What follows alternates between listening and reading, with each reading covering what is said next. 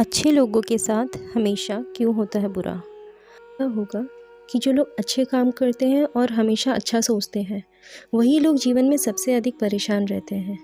वहीं जो लोग बुरे काम करते हैं, वो अपने जीवन में खुशी से जी रहे होते हैं।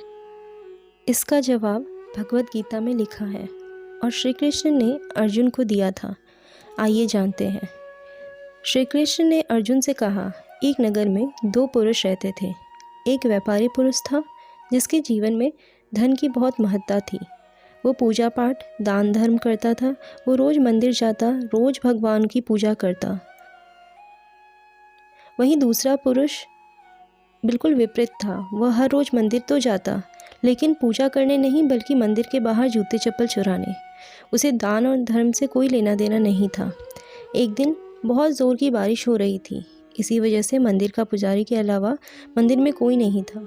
ये बात जब दूसरे पुरुष को पता चली तो उसने सोचा कि यही सही मौका है मंदिर का धन चुराने का। पंडित से नज़र चुराकर उसने मंदिर का सारा धन चुरा लिया। उसी समय व्यापारी भी मंदिर पहुंचा। दुर्भाग्य से मंदिर के पुजारी ने उसे चोर समझ लिया और चिल्लाने लगा। वहाँ लोग एकत्र हो गए और उसने उसे बहुत मारा। किसी तरह वो खुद को बचाते हुए वहाँ से निकल गया और मंदिर के बाहर एक गाड़ी से टकरा गया। वो घायल हो गया। किसी तरह व्यापारी लंगड़ाते हुए घर जाने लगा तो उसकी मुलाकात उस पुरुष से हुई जिसने मंदिर का धन चुराया था। उसने उसे कहते हुए सुना, आज तो मेरी किस्मत चमक गई, इतना सारा धन मिल गया। ये सब देखकर उसे बहुत बुरा लगा।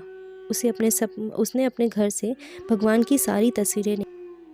कुछ सालों बाद दोनों पुरुष की मृत्यु हो गई। मरने के बाद जब दोनों यमराज के पास पहुँचे तो दूसरे व्यक्ति को देखकर भले पुरुष को बहुत गुस्सा आया। उसने क्रोधित होकर यमराज से पूछा, मैं तो हमेशा अच्छे कर्म दान करता था, उसके बदले में जीवन भर में मुझे अपमान और दर्द ही मिला है। और इस व्यक्ति ने हमेशा बुरे कर्म किए हैं, फिर भी इसे नोटों से भरी पोटली, आखिर ऐसा भेदभाव क्यों?